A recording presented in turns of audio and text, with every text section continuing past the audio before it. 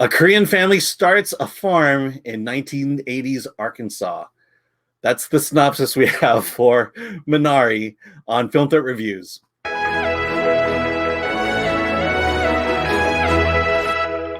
I'm Alan Ning. I'm with Zorianna Kit, and today we review Minari, directed by Lee Isaac Chang, stars Stephen Yeun, Yen Han, and Alan S. Kim. A family starts a farm. Asian family starts a farm in Arkansas. That's what they wrote. But again, there's a lot more to this, and I do like to gravitate toward Asian-American films because there's not a lot of them out there, and I'm always interested to see stories that are similar to my adventure or my journey in life, and I really felt a strange connection to this film because it took place in the 80s. Of this Korean family going into Arkansas to start a farm. My life is somewhat similar. We didn't go to Arkansas. We were nowhere near the South. We were in LA. And my family, when I was young, moved to a all-white upper-class neighborhood because my dad's job was there.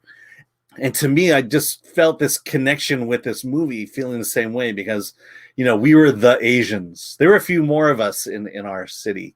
But we were pretty much the Asians, and I definitely felt that way going to school, growing up, going to the supermarket, the stores.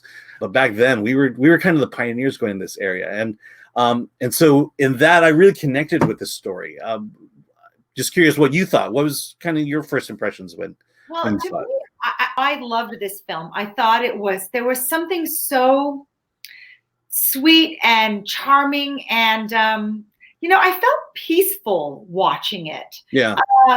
I don't know if it's that sort of the cinematography, like it's something like Terrence Malick would love to have shot there and made like he would have done a lot of coverage on some of those crops and stuff in Arkansas. It's beautifully shot, but just this family, this immigrant family, and the father is really buying into the American dream, and he wants it so badly, and he wants it because he doesn't want his kids to think he's a failure. And his wife goes along with him because she kind of has no choice. And the kids are kind of too young to understand really what this means. Like the little boy gets so excited when they pull up to what is going to be their home, which is basically like a trailer on cinder blocks. And like, he's like, woohoo. And the mother is just horrified. This is not what she wants for her children.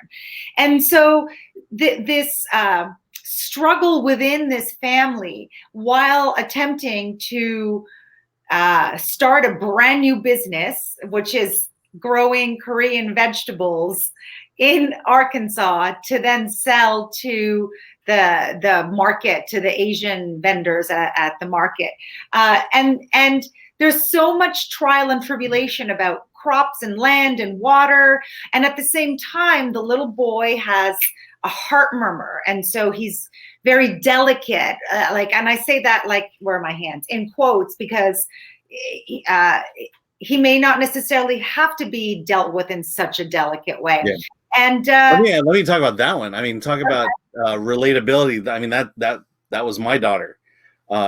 She had the same affliction, so to speak, and it played out exactly the same way it did with her today. I mean, that's like I said, I'm just continuing to just relate more and more to the story. And the thing that I found fascinating was this is very much an immigrant story. Story of a family, Asian-American family or Asian family coming to America and living the immigrant life. But the themes in it are very similar to like Grapes of Wrath or even Death of a Salesman. It's as much as this is a cultural movie and it deals with a new culture, it still had the same beats and stories that we can relate to in those stories as well. There were aspects of like Willy Loman about him. Yeah. At the same time, though, I really felt the universality of it. I didn't feel hindered by a different culture that's not my own, because who hasn't felt like they're a failure or that they're not doing what they want to be or should be doing? Who hasn't felt like they were the new kid in town and constantly felt like an outsider. I mean, that happens to everyone at some point in their lives, whether you're someone who moves around a lot or someone who is shy or someone who has to start over, which we all do, whether you're starting over with your school or starting over with your job. There's always that. And then you have to build a new community. They're trying to figure out, do we go to this Asian church? Like what, it's kind of far, not near. Should we move to the city? And so these are just, they're kind of these everyday life dilemmas when you feel like you just want to somehow fit in and succeed and be a part of it. Yeah, you know, I mean, this is as much an American story as it is an Asian story. You know, I think everyone can relate to what's going on, and you know, I'm not Korean, and so, but I did see the Q&A with Sandra Oh and with the cast, and for them to them, this movie is very much Korean. You know, there were just little things that they did, little ways that they related to each other, ran their home that was just so familiar.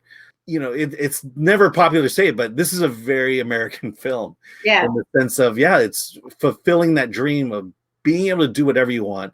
But then there's that classic, it's not going to be easy. And for this family, finding success, if they find success, was definitely a challenge. And there was more stacked against them being Asian that there were being a Caucasian. I feel like I am not doing my due diligence in getting people excited to see this film, because I really think everyone should see it, and you'll be so happy that you did. But I don't really know how to sell or convince people just by what we've said. So the thing I wanted to add is that there is a slight twist or a slight flare or change in energy when the wife flies in her mother, the children's grandmother, from Korea to come live with them because they need help. And this grandmother just blows through this film like this breath of fresh air. She is out there. She is feisty. She is fiery. The youngest kid doesn't like her. He's never met her before, so he's just like, she's not a real grandma. Like, she doesn't bake. And then he's like, she smells like Korea. So you know, these young kids are already Americanized, and then their Korean grandmother comes, and it's just this little culture clash. But she's not going anywhere. So it's really interesting to add that. I could relate to that one. It also happens to be a true story somewhat. When I was watching it, I felt like I was watching real people. So afterwards, I did some research, and this is actually based on the director's childhood. He was born in Colorado and then moved to Arkansas, where his dad wanted to start this farm.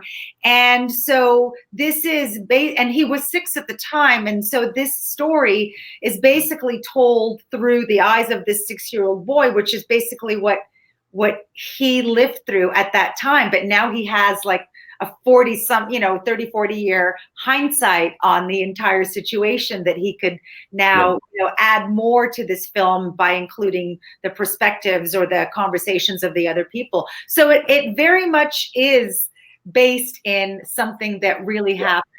Well, and I'll attest to that in the sense of, my family grew up in the Chinatowns, in LA and San Francisco. And it was always the dream to step out and move out of Chinatown into, the more suburban neighborhoods. And that's exactly what my family did. And we moved smack dab into one of the whitest neighborhoods in Los Angeles. And, that was our venture. My dad was there to start his business. And, again, just relating to, not only the struggle to start a business and make it work, but then you're thrown into a culture that, that you're just not, you think you can handle it, and new challenges come toward you every day. That's why I'm relating to the story so much, even though slightly different culture, but and definitely different environment. We didn't move to a farm, thank goodness. Yeah. All right. So clearly, Minari resonated with you. You know, you definitely saw. I mean, look, it's a fairly universal story, and you're definitely. You know, you had a great time connecting with it. So I'm gonna guess you gave it an 8.5. I actually gave it a 9. I gave it a 9. This film is superbly made. I really hope it gets some awards recognition. I hope it doesn't get lost in the shuffle, because it's not a very loud film, but it is a fabulous film. You really just, these people, and you can't help but relate and put yourselves in their shoes in different characters at different points of time, you know? So it's a 9 for me. I don't even know if you liked it as much as I did, Alan. I think you loved it, certainly, but I don't think you gave it a 9, probably an 8.5. Yeah, I gave it an 8.5. Yeah, we've talked about the movies I've given 9s. It's definitely up there. Yeah. Yeah, I mean, I think if anything, it is, as much as it is reminiscent of like Grapes of Wrath and Death of a Salesman. It, you know, those stories have been told before, and it's told very well. You know, I just needed a little bit more, something different, something to just elevate into that 9 category, and it almost gets there. But it's great filmmaking, great storytelling, and very authentic to the life of immigrants here in America. Agreed. All right. So with that, be sure to like, subscribe. Let us know what you thought of Minari. It's on video on demand. And with that, let's get out of here.